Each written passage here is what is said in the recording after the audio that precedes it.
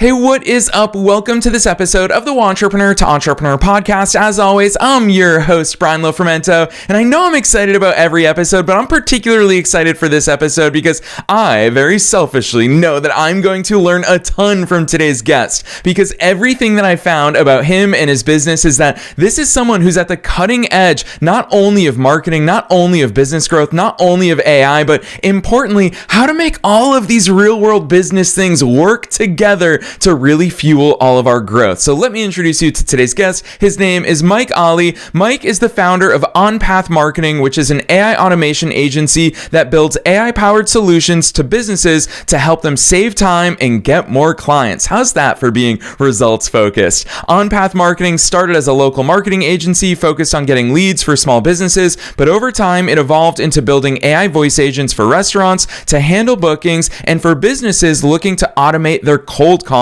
The agency also develops advanced outreach systems that help companies send thousands of personalized emails per day. Not just blanket emails, but personalized emails. Mike's going to give us some really valuable insights there. Originally on track for a career in finance, Mike graduated as valedictorian, but quickly realized that entrepreneurship was the better path. And I'm grateful that he woke up and discovered this as his career path. Since then, he's been figuring out how to turn ideas into real scalable businesses, learning the hard way what works and what doesn't. This is a true entrepreneur's entrepreneur, so I'm excited about this one. I'm not going to say anything else. Let's dive straight into my interview with Mike Ali.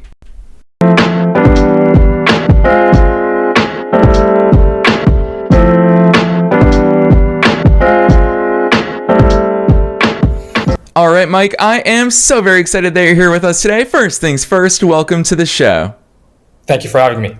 Heck yes. I'm excited also to get your backstory because I'm so intrigued. So many brilliant minds like yours are at the forefront of what's going to be the future. We can't ignore it. So I want to hear that backstory of how you got into all this stuff. So who's Mike? How did you start doing it all?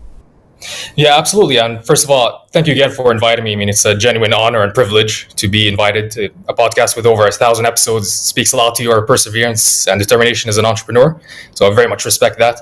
Now, as for me, I mean, I'm not supposed to be here right now. As you said, I graduated as a valedictorian and with a degree in finance. I was supposed to be somewhere in New York, working at a corporate job in investment banking. And that was the path. Graduate college, go find a job, career, that's it. But of course, life doesn't always pan out the way you want it to be. And I just found myself just wasting a lot of time sending in resumes, going on interviews, and then getting job offers I didn't like. So I decided to take matters into my own hands. And that's when I decided to start OnPath Marketing, a marketing agency. And I was doing that for a little bit over a year before I transitioned into AI. And the reason I chose marketing agencies is because it actually required zero capital to start. You just needed the domain and start sending out cold emails. I promised business owners to get them more clients through getting them more leads. And slowly but surely I transitioned into AI, and right now I'm selling AI voice agents, mainly AI cold calling agents that can call 5,000 leads in a single day using your cloned voice. And doubling down on that, I've hired already 2 people on my team. What started as a small business, I started it in my bedroom with my laptop, and now I have 2 people working with me. So it's been going great, and happy to explore this further with you. Yeah, I love that overview, Mike, especially because we love growth stories here on this podcast. Obviously, it's inspiring for all the listeners to hear that because I love your transparency in calling out the fact that, you started, didn't require resources. And that's how I very much felt when I was 19 and I started my first business. I certainly didn't have resources, Mike. And that to me is one of the most beautiful things about this new frontier is AI is the great equalizer. You and I can do things that enterprise level companies had full on teams to do. You and I are not lawyers by trade, but now we have legal counsel that we can bounce ideas off of with AI. So talk to us about your view on that AI landscape. Obviously, a lot of people are playing with it, experimenting with it, finding use cases for it, but you very quickly recognized, hey, this is a genuine need in the marketplace. Let's leverage AI for business growth. What do your eyes turn to? Where do you think we are in terms of where AI is today and where we're going and how important it is for our businesses? Yeah, absolutely. I mean, you can do pretty much everything with AI. You can build websites in less than 24 hours, having zero website coding experience. And that's what I started doing, actually. So you can use AI for anything, ChatGPT as your personal lawyer. And as for businesses, I mean, if you don't use AI, it's not that you'll be missing out. It's just, you're just going to be left behind a bit.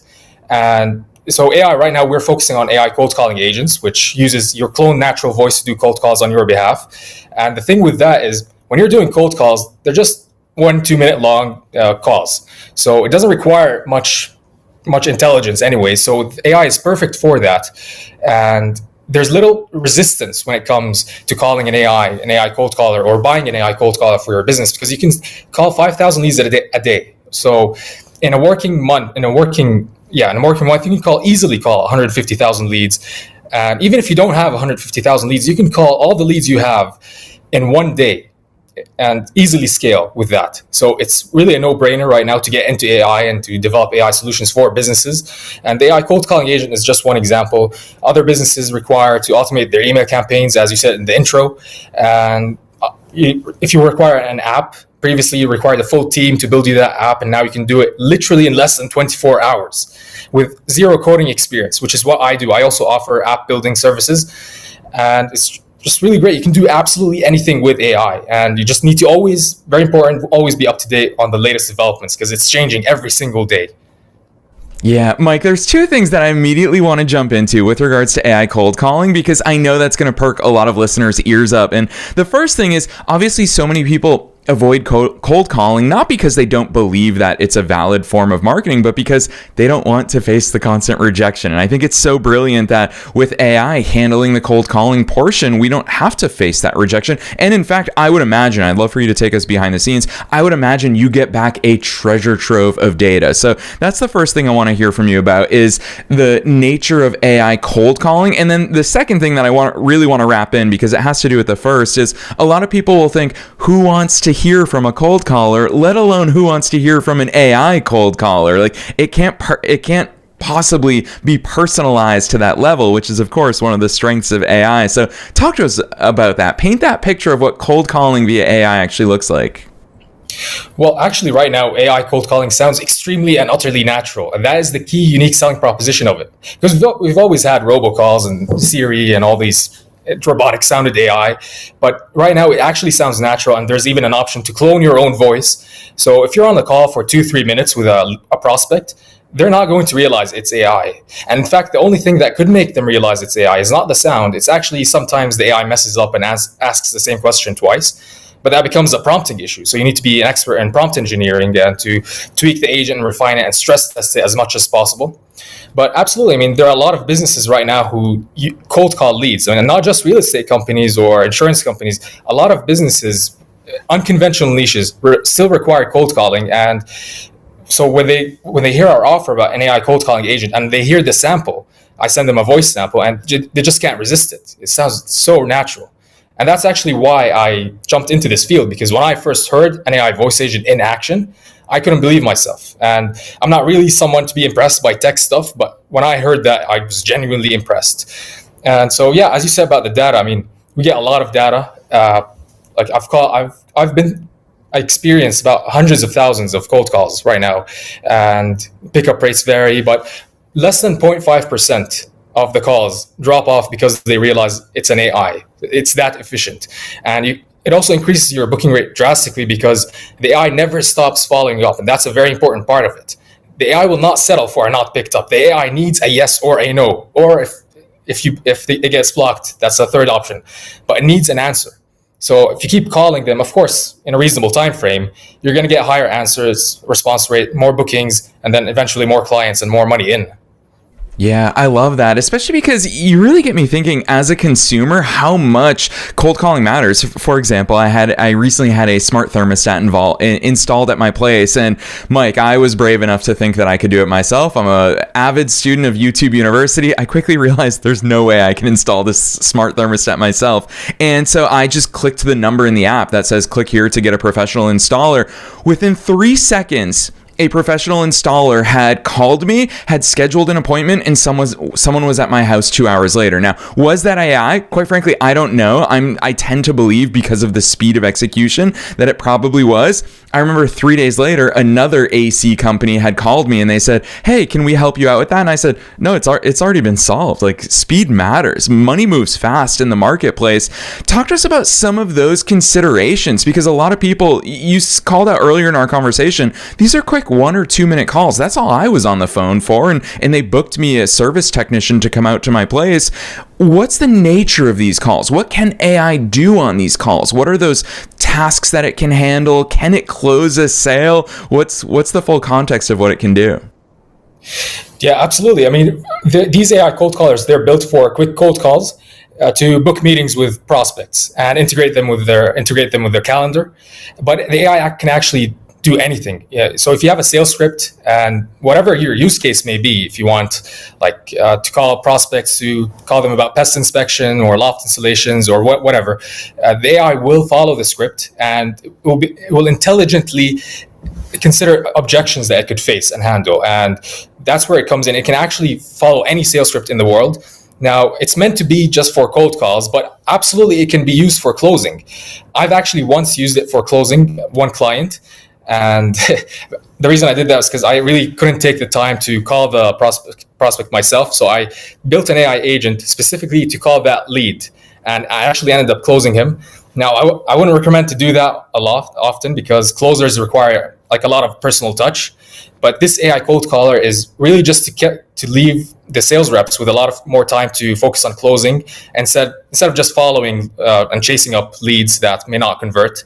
So it really takes a lot of time off their hands and makes the business operations more efficient. But yeah, absolutely. I mean, I personally use my AI cold caller to cold call my leads to pitch them the AI cold caller. So it's sort of like an inception type of thing. And really the sky is the limit when it comes to prompt engineering and when smarter LLMs come out and the AI becomes smarter in terms of answering questions and sounding more human. But yeah, sky's the limit. Sounds extremely natural. And there's very little objections when it comes down to it. Yeah, Mike, but I will call out that I think part of your unique superpower in this space is the fact that you started out as a local marketing agency, and so you bring the marketing strategist mindset to it. A lot of people tuning into this episode might just really hone in on the AI component of it and say, wow, AI can clone voice. And we know that that's out there. Podcasters, content creators, we're all very cognizant of the power of this. Actually, I tested it out very recently, and I sent it was only like a 12-second voice clip to my family group chat to see if they could realize that wasn't me talking. It was actually AI. Nobody even batted an eyelid. They all thought that was me sending that voice memo. And so obviously people know about the technology, but I'd love for you to zoom out with us and talk to us about the underlying strategy, because what I'm hearing is that you have to identify your leads. You have to source your leads. You have to have the right messaging, the right offer, the right hook. Talk to us about that strategic stuff, because what you bring to the marketplace isn't merely adding AI onto things. It's the entire encompassing strategy. So I'd love you to walk us through what a successful campaign and rollout looks like. Yeah, absolutely. I mean, when I started selling this, I really was focusing on the features and saying how it sounds very natural. It can connect with your CRM, calls thousands of leads a day. But with sales, you have to really sell the benefits, not the features. And right now I'm starting to shift the strategy and pitch it as something that could increase your booking rate, get you more clients. And I've been seeing more success with that. But still, you need to really mention that it sounds natural, because most people still think AI sounds robotic. Everyone agrees AI is intelligent, is more efficient, but the natural sounding part really surprises most people still. But yeah, when it first came out, nobody knew it sounded natural. Nobody knew you could clone voices. And where we come in is we say, hey, listen, you can actually build an AI agent for free online without needing our help. But where we come in is we help with the expertise and prompting so that the AI actually sounds intelligent and doesn't ramble on and sound robotic. And then we will connect your AI agent with your CRM so that you can track the calls. Because it doesn't mean anything if the AI just makes the calls and you don't know what happened in the calls, right? So you need to know which leads said yes, which said no. And so you connect that system with another large language model so that the AI analyzes the calls and then filters out the interested leads from the not interested leads. And then you link that with their calendar so that you really don't have to do anything at all. You just sit back and wake up, see your calendar full of meetings, and just take those meetings, close them, and move on. But my personal strategy right now, I'm personally focusing on Facebook ads, getting a lot of leads there, and I'm right now expanding to different markets, trying to get my cost per lead down. And as I said, I just get the leads from Facebook, and I use my cold caller to cold call them, book a meeting with me or one of my closers, and we close them. And that's my personal strategy.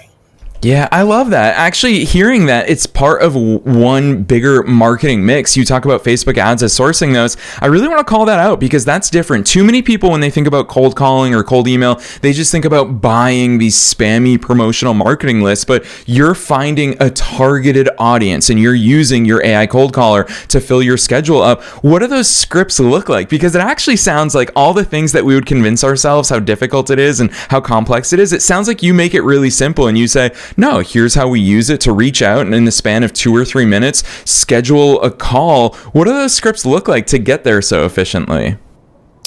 Yeah, absolutely. I mean, the script, the AI will just call them and say, hey, listen, we're going to build you an AI cold calling agent using your clone voice. They can call 1,000 leads a day and very efficiently and integrate it with your CRM. And then you address some objections, say, yeah, it doesn't really sound natural. Well, actually it sounds extremely natural, and we're going to send you a voice demo right now so you can check it out on your own time and see if you like it or not. And then they check it out. So the call ends, they check the voice sample out. It sends out automatically, so it's all automatic.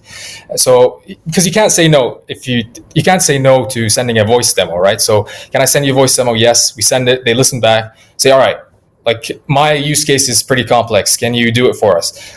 Everyone thinks their use case is complex, but it's not really. So we then build them the AI agent without even paying anything. We build them the AI agent, then send them a number they can dial and talk to. They interact with the agent, and then they know it's actually legit. So the next part is, and that's the most important part, is linking it with the CRM so that the AI can make thousands of calls a day.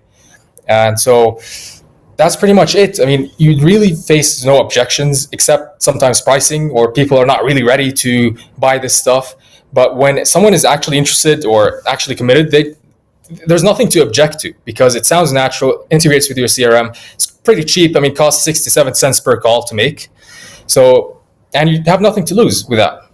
Yeah, it's brilliant. Also, Mike, even aside from what you do as a business owner, the way that you operate, the way that you sell to people, the way that you show them that value beforehand, I feel like you just expose so many really cool insights and strategies that you personally use to just show that value up front. So, I mean, it seems so much of our conversation keeps coming back to the fact that it's a no-brainer for so many different reasons with regards to the technology's strengths and the affordability. I love how much you've emphasized that for us here today, too. Neither myself nor you nor any of our teams can call 50,000 people a month. That's just entirely out of the question. But this is just increasing that capacity. And I find, as the host of this show, I talk to so many different entrepreneurs, and yes, so many entrepreneurs as well. And Mike, they convince themselves of, oh, I'm not ready for that sort of volume. I wouldn't be able to handle that sort of capacity. What's your answer? How do you help people rise to that level where they see the potential of, yeah, even if you're calling 50,000 people a month, you're only going to convert X%.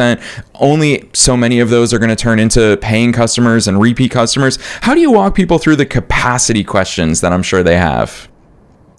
Yeah, absolutely. I mean, most businesses, they don't have 50,000 leads to call. So most have they want to call 10,000 or 5,000. And the offer is really simple. Just the AI will take it over from you so your team can focus on actually closing those leads. And so I don't really have to have this conversation with them because the AI is going to match their pickup rate, and even exceed it just a bit.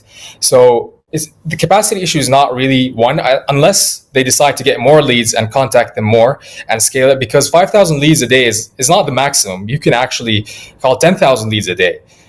So it's very scalable. And if a business wants to do that, they just be prepared to do that, because having more leads, more prospects is not actually a bad thing. It's a good problem to have. And I've never had a business say, oh, it's too much, we can't handle it. It's usually that we need more. We need more, and we want to call more.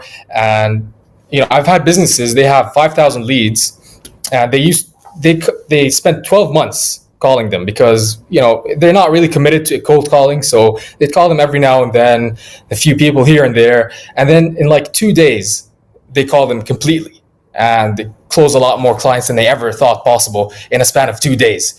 So they didn't complain, and I wouldn't.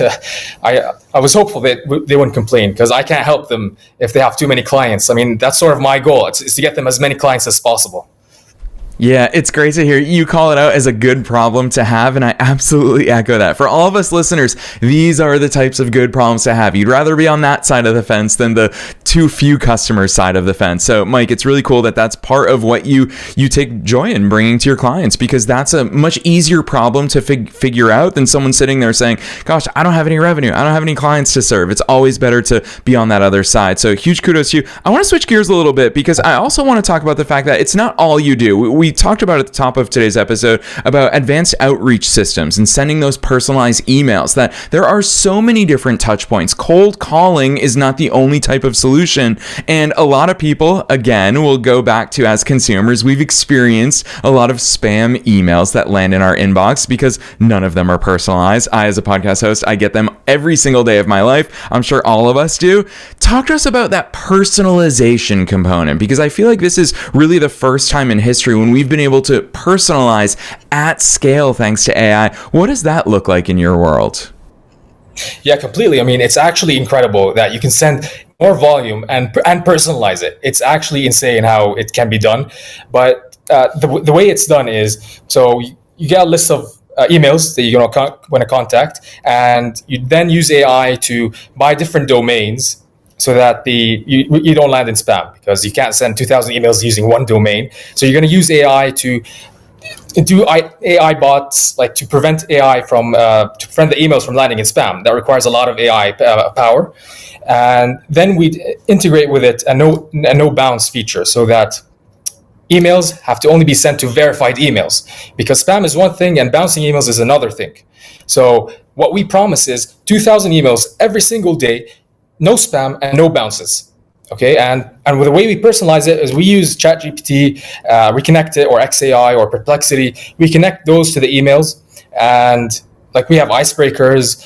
We have the AI actually research the company it's outreaching to. So it researches it, writes a small icebreaker line, personalizes the email, sends it out. And you can easily scale like 2,000 emails a day. You can get so many leads with that. And, most people don't go for 2,000 emails a day because finding the emails is actually quite difficult for businesses. So most, they have 500, 1,000 emails, whether they want to send every day. And that actually really helps. The response rate actually skyrockets once you include that personalization element. But you need to be careful, because AI personalization doesn't always sound natural unless you know how to actually prompt the AI model. So here again, prompt engineering is very important. You need to make sure the AI doesn't give generic compliments. It actually needs to be personalized. Yeah, so well said. Talk to us a little bit more about prompt engineering, because I find that way too many people just are asking AI, large language models, ChatGPT, the exact same questions, where they're saying, give me 30 days of social media content about child development in the educational world. I don't know, just like something completely generic and bland. Is it additional context that you're giving that's really separating it? Is it the prompts themselves? Is it the structure? I'd love some of those insights. Of course, not revealing your secret sauce, but I'm sure that there are ways that you're going about this, that you're getting better outputs based on the strength of your inputs. Yeah, absolutely. I mean, the key is to give it as much context as possible, give it as many examples as possible, and don't stop with one example, like this is an example, or don't stop at 2 examples. Write 20 different examples the way you want the personalization to be. And then with the context and with the first few lines, and then the AI does its job, the personalization and the icebreaker come out to be absolutely and utterly perfect. So it's actually really about giving the AI as much examples as possible and giving it instructions. So with AI voice agents, just really hone down, like, do not say this word after you get asked this question. You have to get very specific, and that's where the expertise of having experienced so many cold calls is, that when the AI would mess up sometimes or ask the same question when it's not appropriate. So you need a lot of experience with AI output so that you can input it better.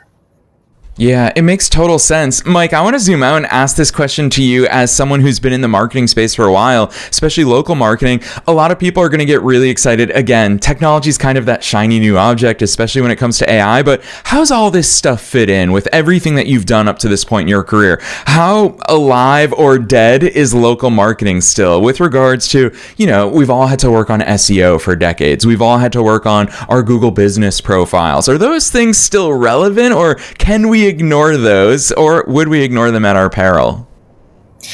Yeah, absolutely. They're absolutely still relevant. And the reason that I switched businesses is because I just really saw the appeal and how easy it is to sell AI products because the offer really sells itself. Whereas with marketing agencies, they're really a dime a dozen nowadays, and you need to really provide a lot of guarantees to stand out. And that's where my results-based mentality comes from with my AI business. I had to offer a lot of guarantees in marketing so that companies would consider me. And it's things like I'll give you more clients in 30 days, or you don't pay me anything until I do, or things like I'll lower your cost per lead, or you don't pay me anything. So things like that. And it's also vague to measure results, and you get them leads but not clients. Did you really do a good job or not? You don't know. It's vague, right? But with AI, so it's more objective. You build the software, you send it, boom, that's it, done. But absolutely, SEO marketing tactics, they will never go away. I mean, they'll be here for decades to come, just be used differently. Marketing evolves, but the core concepts remain, and there can never be something as oversaturated. I think saturation is just an example of, or an indication that something actually works. So marketing agencies absolutely work. I just found the appeal in AI more because I was genuinely impressed by the voice agents and thought that would be a better fit for me to sell. And yeah, I mean, SEO, you still need SEO. I still rely on SEO to put my website on the top page, and I still require my marketing knowledge to get my Facebook ads to perform well. So it all ties into each other. Yeah. Yeah, Mike, you just dropped a knowledge bomb right there that I want to call out. You said that saturation is just a sign that something works. I think that's such a powerful takeaway from the strategic part of your mind. And you also mentioned evolution. Obviously, you live in a world that is evolving every single day. At the time of you and I recording this, I have started to see online pop up all those AI generated videos that people are using. I think it's Google is powering that tool called Veo. These videos are unbelievable. I can't even imagine how it's going to change the entertainment industry, the content creation industry. And so all of that leads me to ask you, as the founder and CEO of an AI-based company, how the heck are you staying on top of all these new tools, all these new developments and models? How do you keep your skills sharp and know what's going on in the ever-evolving industry? Yeah, absolutely. Every single morning, I have to read AI updates because every day something new comes up. And probably every 2 weeks, something new that I can implement into my business model, like a drastic change, comes up. So, for example, when I started out, there wasn't the capability to make 5,000 calls a day. Now there is. So when I started out, it was mainly maximum 1,000 a day. But now the concurrency has increased, and then it was difficult to link it with your calendar. Now you can link it with your calendar and even send automatic email follow-ups. And the latest update is that you can actually send texts mid-call. Before the call has even ended, you can send a text message to the prospect. So that didn't exist like a month ago, and now it does. So you really need to just stay up to date on AI stuff, like read a lot of news, catch up, but focus on your business mainly, and the opportunities will come by if you really focus on your business. You focus on the different updates in the AI industry. You just implement that. You just have to be very quick to implement, because you can't say, oh, I'm doing it this way and this has worked for me in the past, but that's no indication that's going to work in the future. You have to adapt. Always you have to adapt. And yeah, absolutely. What I sold in the beginning is way less advanced than what I'm selling right now. And I imagine by August, it will be a completely different monster.